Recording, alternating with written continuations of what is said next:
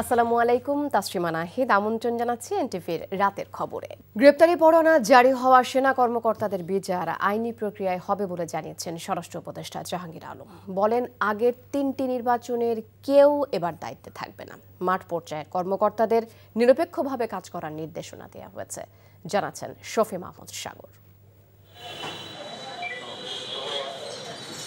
সচিবালয়ে আইন শৃঙ্খলা সংক্রান্ত কোর কমিটির সভা শেষে সাংবাদিকদের ব্রিফিং করেন স্বরাষ্ট্র উপদেষ্টা। জানান, নির্বাচনকে সামনে রেখে দেশের শান্তি ও সুষ্ঠু ভোট প্রক্রিয়া নিশ্চিত করার জন্য যে কোনো বিশৃঙ্খলা সৃষ্টিকারী ব্যক্তি বা গ্রুপকে চিহ্নিত করে আইনের আওতায় আনার নির্দেশনা দেওয়া হয়েছে। বলেন, 2014, 18 এবং 24-এর নির্বাচনে দায়িত্ব পালনকারীদের আগামী নির্বাচনের দায়িত্বে রাখা হবে না। গত 2014, 18 এবং 24 সালে জাতীয় সংসদ নির্বাচনের দায়িত্ব পালনকারী ব্যক্তিদের আসন্ন নির্বাচন যথাসম্ভব তাদের দায়িত্ব থেকে অব্যাহতি দেওয়া। আসন্ন জাতীয় সংসদ নির্বাচন কেন্দ্র করে আইন শৃঙ্খলা পরিস্থিতি অবনতি যেন না ঘটে, সেই জন্য আইন শৃঙ্খলা বাহিনীর টহল ও গোয়েন্দা নজরদারি জোরদার করা। আন্তর্জাতিক অপরাধ ট্রাইব্যুনালের গ্রেপ্তারি পরোয়ানাভুক্ত সেনা কর্মকর্তাদের বিচারের সময় অভিযুক্ত কর্মকর্তাদের সেনাবাহিনী নিজ হেফাজতে রাখতে চায় কিনা এমন প্রশ্নের জবাবে স্বরাষ্ট্র উপদেষ্টা বলেন, দেশের বিদ্যমান আইনেই তাদের বিচার হবে। যে অফিসারদের বিরুদ্ধে ওয়ারেন্ট জারি করা হয়েছে, তাদেরকে আর্মি তাদের হেফাজতে রাখতে চায়। এটার ক্ষেত্রে আমরা আইনি যে প্রক্রিয়া ওইটা আমরা গ্রহণ করব। এবারের নির্বাচনে প্রায় 80,000 সশস্ত্র বাহিনীর সদস্য মোতায়েন করা হবে জানিয়ে স্বরাষ্ট্র উপদেষ্টা বলেন, ইতোমধ্যে বেশিরভাগ নির্বাচনী প্রশিক্ষণ সম্পন্ন হয়েছে। শফি মাহমুদ সাগর, এনটিভি নিউজ, ঢাকা। প্রধান নির্বাচন কমিশনার এএমএম নাসিরউদ্দিন বলেছেন, প্রতীক ইস্যুতে এনসিপি নির্বাচনে বাধা সৃষ্টি করবে না। বলেন, আগের মতো নির্বাচন আর হবে না, আগামী নির্বাচন হবে স্বচ্ছ। চট্টগ্রামে নির্বাচনী কর্মকর্তাদের সাথে মতবিনিময় শেষে সাংবাদিকদের এসব কথা বলেন তিনি। চট্টগ্রাম থেকে আরও জানাচ্ছেন শামসুল হক হায়দরি, ক্যামেরায় ছিলেন এনামুল হক। চট্টগ্রাম সার্কিট হাউসে অনুষ্ঠিত মতবিনিময় সভায় নির্বাচনের আগে ও পরে আইনশৃঙ্খলা পরিস্থিতি সহ সার্বিক পরিবেশ শান্তিপূর্ণ রাখতে এবং ভোট গ্রহণের দিন নির্বাচনী কর্মকর্তাদের প্রয়োজনীয় সহযোগিতার নির্দেশনা দেন প্রধান নির্বাচন কমিশনার এএমএম নাসিরউদ্দিন। সভা শেষে ব্রিফিংয়ে আগামী নির্বাচন আর আগের মতো হবে না বলে জানান সিইসি। আমরা একটা ট্রান্সপারেন্ট স্বচ্ছ নির্বাচন উপহার দিতে চাই, লুকানো কোনো নির্বাচন দিতে চাই না, রাতের অন্ধকারে ভোট আমরা চাই না। আমরা চাই যে পরিষ্কার পরিচ্ছন্ন সবার দৃষ্টিগোচর হয় এমন একটা ইলেকশন দিতে। শাপলা প্রতীক না পেলে এনসিপি নির্বাচনে যাবে কিনা এমন প্রশ্নের জবাবে সিইসি বলেন, প্রতীক তালিকায় শাপলা না থাকায় সেটা দেয়া যাচ্ছে না। আশা করেছেন এনসিপি এই বাস্তবতা বুঝবে। আমি মনে করি না NCP will B A problem for transition two democracy.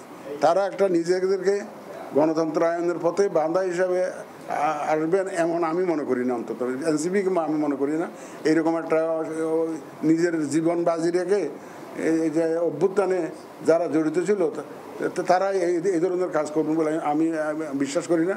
নির্বাচন নিয়ে সোশ্যাল মিডিয়ায় গুজব সম্পর্কে সবাইকে সতর্ক থাকার অনুরোধ জানান সিইসি।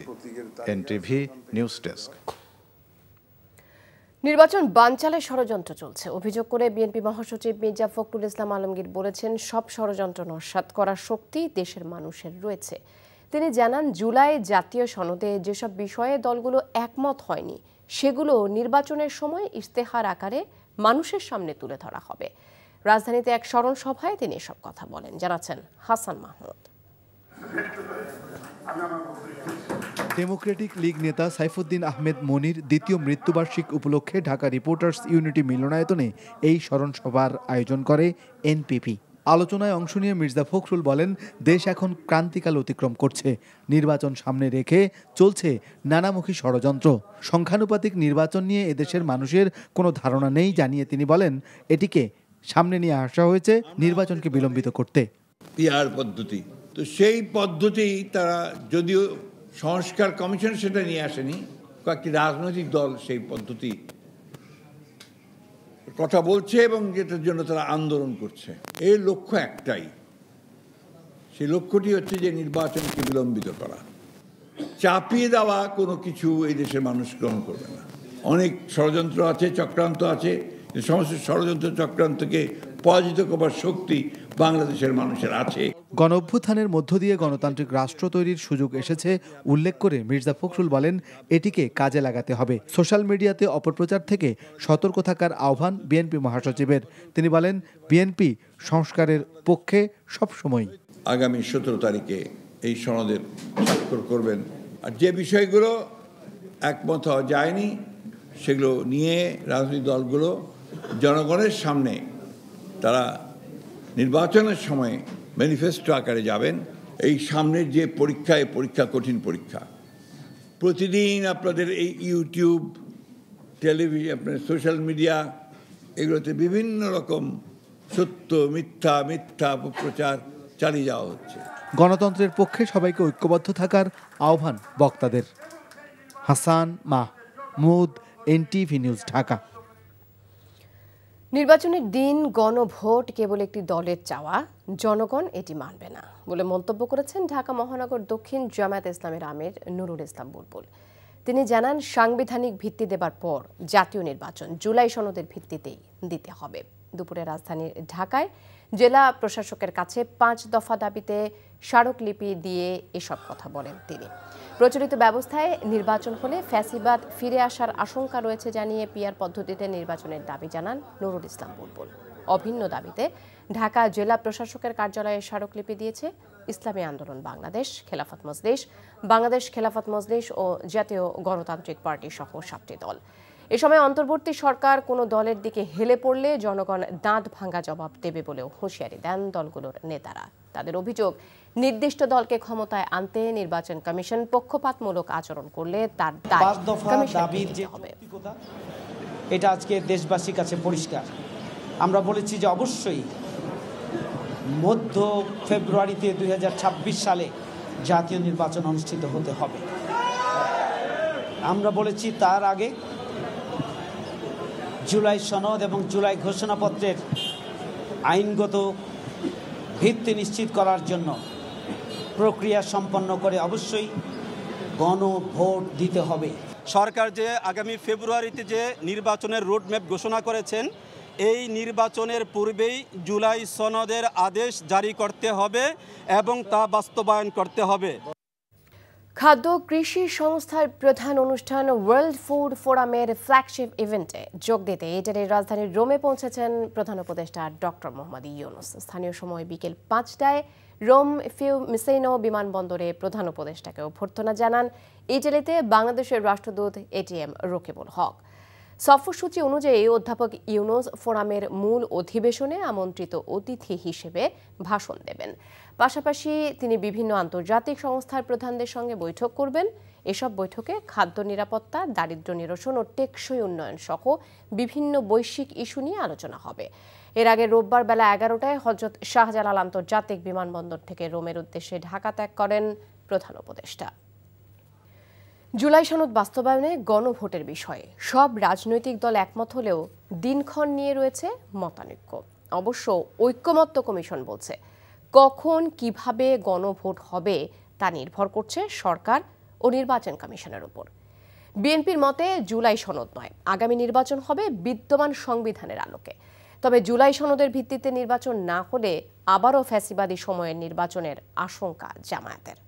ওবায়দুল্লাহ মামুনের রিপোর্ট। অন্তর্বর্তী সরকারকে এটা বলতে পারি না যে ঠিক কিভাবে তারা বাস্তবায়ন করবেন, কিন্তু আমরা এটা অবশ্যই সুপারিশ করতে পারি যে বাস্তবায়নে জুলাই জাতীয় সনদ তৈরির লক্ষ্যে রাজনৈতিক দলগুলোর সঙ্গে 3 দফা বৈঠক করেছে জাতীয় ঐক্যমত্য কমিশন। তবে সনদ বাস্তবায়নের উপায় নিয়ে এখন পর্যন্ত চূড়ান্ত সিদ্ধান্ত নিতে পারেনি কমিশন। সনদ বাস্তবায়নে গণভোটের সিদ্ধান্ত হলেও গণভোটের ভিত্তি, সময় ও পদ্ধতি নিয়ে রাজনৈতিক দলগুলোর মতবিরোধ রয়েছে। দীর্ঘ সংলাপ আর আলোচনার মধ্য দিয়ে জাতীয় ঐক্যমত্য কমিশন রাজনৈতিক দলগুলোকে কতটা ঐক্যমত্য আনতে পেরেছে। কমিশন বলছে, দেশের ইতিহাসে এবারই প্রথম ফ্যাসিস্ট বাদে সব রাজনৈতিক দলকে এক কাতারে আনতে সক্ষম হয়েছে।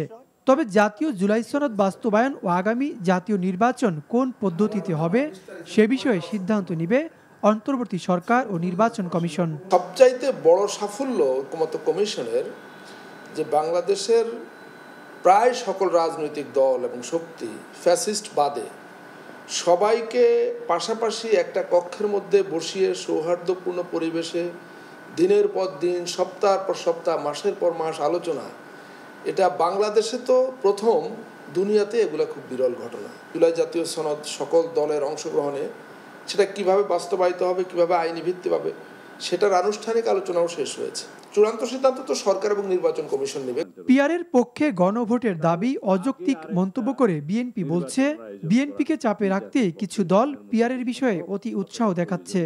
পিআরের জন্য আমাকে গণভোটে যেতে হবে কেন? আমাদের তো প্রত্যেকটি দলের অনেকগুলো ইস্যু আছে যেগুলো ঐক্যমত হয় নাই। আর জাতীয় নির্বাচন ও গণভোট একই দিনে না করার দাবি জানিয়েছে জামায়াত ইসলামী। গণভোটটা একই দিনে হলে প্রোপাগান্ডা, দলীয় নির্বাচন, জাতীয় নির্বাচনের মাঝে এটা গণ হয়ে যাবে। যে উদ্দেশ্যে এই সনদটা আইনি ভিত্তি পাওয়া দরকার সেটা বিঘ্নিত হতে পারে। সেকেন্ড হলো আমাদের ইলেকশন কালচারের মধ্যে আছে যে কেন্দ্র দখল, ব্যালট ডাকাতি, নানা অনিয়মের কারণে দেখা যায় যে কেন্দ্রগুলো স্থগিত হয়ে যায়। তাহলে জুলাই সনদ আর হইল না। Obaidullah Mamun, NTV news, Dhaka. রাজশাহী বিশ্ববিদ্যালয়ের ছাত্র সংসদ নির্বাচন, রাকসু, বিভিন্ন প্যানেল ও স্বতন্ত্র প্রার্থীরা দিচ্ছেন নানা প্রতিশ্রুতি। ভোট গ্রহণের তারিখ ঘনিয়ে আসায় রাকসু নির্বাচনে অংশ নেওয়া প্রার্থীদের ব্যস্ততা বেড়েছে। শিক্ষার্থী ভোটারদের আকৃষ্ট করতে তারা দিচ্ছেন নানা প্রতিশ্রুতি। নিজের দায়িত্বের মধ্যে পড়ে না এমন প্রতিশ্রুতিও দিচ্ছেন কেউ কেউ। যেসব প্রতিশ্রুতি বাস্তবায়ন নিয়ে অনেকে প্রশ্ন তুললেও প্রার্থীরা তুলে ধরছেন তাদের পরিকল্পনা। সেশন জট নিরসনে প্রশাসনের সাথে সমন্বয় করে একাডেমিক ক্যালেন্ডার প্রণয়ন সহ 11 দফা নির্বাচনী ইশতেহার ঘোষণা করেছে ছাত্রদল। 14 অক্টোবর মধ্যরাতে শেষ হয়ে যাবে নির্বাচনী প্রচার, 16 অক্টোবর হবে ভোট গ্রহণ। এদিকে 2 দিনের ছুটি শেষে ফের পুরোদমে শুরু হয়েছে চট্টগ্রাম বিশ্ববিদ্যালয় কেন্দ্রীয় ছাত্র সংসদ ও হল সংসদ নির্বাচনের প্রচারণা। শেষ 3 দিনকে সামনে রেখে প্রার্থী ও শিক্ষার্থীদের উপস্থিতিতে উৎসব মুখর পরিবেশে চলছে নির্বাচনের প্রচার। গত 2 দিন ক্লাস পরীক্ষা বন্ধ থাকায় ঢিলেঢালাভাবে প্রচার চললেও শিক্ষার্থীদের সরব উপস্থিতিতে জমজমাট হয়ে উঠেছে ক্যাম্পাস। সকাল থেকেই প্রার্থীরা বিভিন্ন অনুষদে প্রচারণা শুরু করেন। ব্যতিক্রমী লিফলেট বিতরণ, কুশল বিনিময় আর নানান আশ্বাসে ভোটারদের মন জয়ের চেষ্টা প্রার্থীদের। আগামী 15 অক্টোবর হবে ভোট গ্রহণ। সমৃদ্ধির পথে একসাথে, এই প্রতিপাদ্যকে সামনে রেখে গৌরবের 40 বছর উদযাপন করেছে দেশের অন্যতম শিল্পগোষ্ঠী ইফাদ গ্রুপ। ধামরাইয়ে ইফাদ অটোস ফ্যাক্টরিতে এক বর্ণাঢ্য অনুষ্ঠানের মাধ্যমে 4 দশক উদযাপন করা হয়েছে। এ সময় উপস্থিত ছিলেন ইফাদ গ্রুপের chairman Iftekhar Ahmed Tipu, vice chairman ও প্রতিষ্ঠানটির বিভিন্ন বিভাগের উচ্চপদস্থ কর্মকর্তারা। ইফাদের সহযোদ্ধাদের নিষ্ঠা ও অবদানের স্বীকৃতি স্বরূপ লং সার্ভিস অ্যাওয়ার্ড প্রদান করা হয়। এছাড়া ফ্যাক্টরি প্রাঙ্গণে বৃক্ষরোপণ করা হয়। শুরু হয়েছে শিশু কিশোরদের সবচেয়ে বড় প্রতিভা যাচাইয়ের প্রতিযোগিতা মার্কস অলরাউন্ডার। সিলেটের কিশোরী মোহন বালিকা উচ্চ বিদ্যালয়ে মার্কস অলরাউন্ডারের আঞ্চলিক পর্বের প্রতিযোগিতা অনুষ্ঠিত হয়। প্লে গ্রুপ থেকে দ্বাদশ শ্রেণী পর্যন্ত দেশের সকল স্কুল কলেজের শিক্ষার্থীরা এই প্রতিযোগিতায় অংশগ্রহণ করে। গান, নাচ, অভিনয় সহ বিভিন্ন বিষয়ে আঞ্চলিক, বিভাগীয় এবং জাতীয় পর্যায়ে 3টি ধাপে অনুষ্ঠিত হবে প্রতিযোগিতা। বিভিন্ন পর্যায়ের বিজয়ীরা পাবে সর্বমোট 1 কোটি টাকার উপহার ও শিক্ষাবৃত্তি। প্রতিযোগিতায় অংশগ্রহণ করতে রেজিস্ট্রেশন করতে হবে মার্কসের ওয়েবসাইটে উল্লেখিত ঠিকানায়। যশোর রেল রোডে ইলেকট্রোমার্টের 2য় শাখার উদ্বোধন হয়েছে। ইলেকট্রোমার্টে নতুন শোরুমে ফিতা কেটে এই সেলস ও ডিসপ্লে সেন্টারের উদ্বোধন করেন ডিএমডি মোহাম্মদ নুরুজ্জামান বাবু। দীর্ঘ 2 যুগেরও বেশি সময় ধরে বাংলাদেশে ইলেকট্রনিক্স ও হোম অ্যাপ্লায়েন্সের চাহিদা বিশ্বস্ততা ও সুনামের সাথে পূরণ করে আসছে এই 3টি ব্র্যান্ড। আয়োজকরা জানান, যশোর শহরে নতুন ডিসপ্লে সেন্টারের উদ্বোধন উপলক্ষে যশোরবাসীর জন্য আকর্ষণীয় ছাড় ঘোষণা করেছে ইলেকট্রোমার্ট। বিপিএলে বিদেশি ফ্র্যাঞ্চাইজ নেবার সুযোগ দেখছেন না বিসিবির ভাইস প্রেসিডেন্ট ফারুক আহমেদ। 5টি দল নিয়ে আয়োজন করা হলেও এবার গত বিপিএল এর ভুল করতে চায় না বিসিবি। এবার বিপিএলটা আমার মনে এখনো একটু দেরি হয়ে গেছে আর কি, বিকজ আপনার ইলেকশন বলেন যে কোনো কারণেই হোক। সো আমি আশা করব যদি কম টিমও হয়, সলিড ফ্র্যাঞ্চাইজি দ্বারা যাদের গুড স্ট্রেংথ আছে ফাইন্যান্সিয়াল অ্যান্ড ক্রিকেট নিয়ে চিন্তা করে, যারা লম্বা সময়ের জন্য এটা ফ্র্যাঞ্চাইজি হিসেবে দাঁড়া করাতে চায়, ওসব ফ্র্যাঞ্চাইজি আসলে আমার মনে খুব ভালো হবে। এই ছিল রাতের খবরে। এই খবরের ভিডিও সহ আপডেট জানতে ভিজিট করুন এনটিভি অনলাইন www.ntvpt.com। এছাড়াও এনটিভির জনপ্রিয় সব অনুষ্ঠান ও খবরের আপডেট জানতে ভিজিট করুন আমাদের ইউটিউব ও ভেরিফাইড ফেসবুক পেজে। রাত 1টায় মধ্যরাতের খবর দেখার আমন্ত্রণ রইল। ধন্যবাদ সবাইকে।